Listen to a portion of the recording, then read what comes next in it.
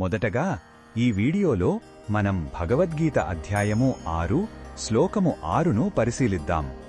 ఈ ధ్యానయోగంలో శ్రీకృష్ణుడు మన మనస్సే మనకు ఎలా గొప్ప మిత్రుడు లేదా భయంకరమైన శత్రువు అవుతుందో స్పష్టంగా వివరిస్తున్నాడు.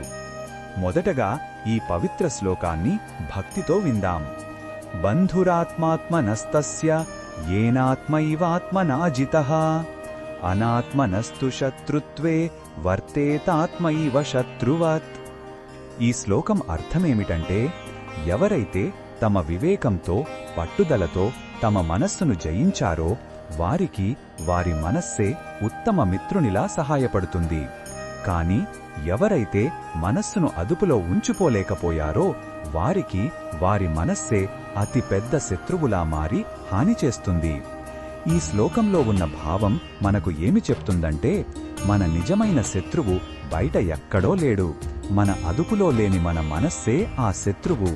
మన ఆనందానికి దుఃఖానికి బాధ్యత మనదే. మనస్సును జయిస్తే అది మనల్ని ఉన్నత శిఖరాలకు చేరుస్తుంది, దానికి లొంగిపోతే మనల్ని పతనంలోకి నెట్టివేస్తుంది. ఈ బోధనను మన దైనందిన జీవితంలో ఎలా ఉపయోగించుకోవచ్చు అంటే, చెడు ఆలోచనలు వచ్చినప్పుడు వాటికి బానిస కాకుండా వాటిని గమనించి వదిలివేయాలి.